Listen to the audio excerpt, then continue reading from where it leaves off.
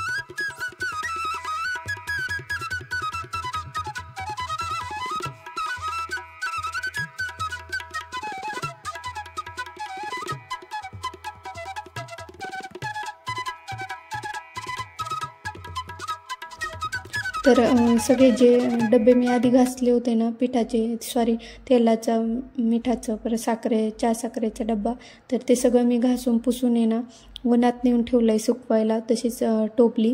आणि त्याच्यानंतर मग पिठाचा डब्बा पण घासून घेतला आणि तो पण उन्हात नेऊन ठेवला होता. त्याच्यानंतर मग लगेच काय ते वाळत नाही, उन्हात ठेवल्यावर पटकन वाळतं.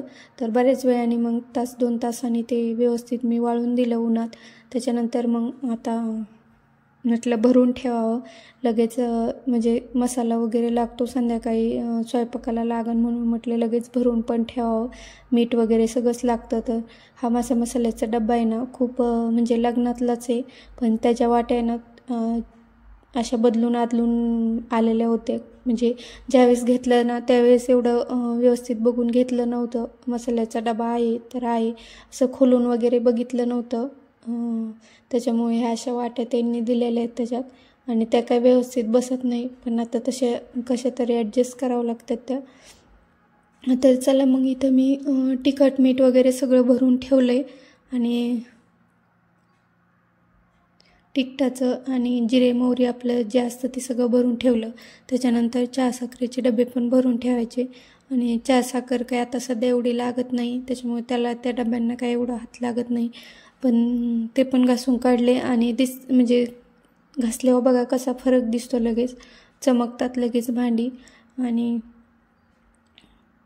तर पीठ पण राहिलेलं ओतायचं, म्हणजे दळून आणलेलं 2 दिवस झाले पण घासायचा होता मला डब्बा आणि पहिलं पण पीठ थोडंसं शिल्लक होतं. तर त्याच्यामुळे मग मी काय म्हटलं पूर्ण संपवून द्यावं पीठ आणि नंतरच मग डब्बा घासता येईल. तर इथं सगळं मी व्यवस्थित भरून ठेवलं. त्याच्यानंतर साखरेचं वगैरे आणि तेल पण तेलात थोडंसं वाटीत काढून ठेवलं होतं, तेल थोडंसंच होतं, तर ते पण तेलाच्या लोटीत ओतलं. आणि आजचा व्हिडिओ तुम्हाला कसा वाटला मला नक्की कमेंट करून सांगा. जर व्हिडिओ आवडला तर व्हिडिओला लाईक आणि चॅनलला सबस्क्राईब नक्की करा. तर जे काही आपलं डबे वगैरे भरून ठेवले होते मी ते लगेच जागच्या जागी ठेवून दिले.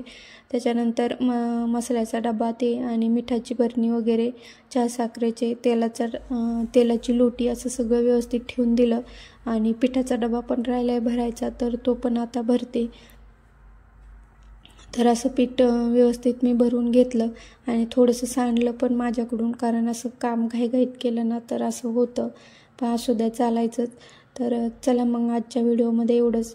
पुन्हा भेटू नवीन व्हिडिओमध्ये, तोपर्यंत बाय.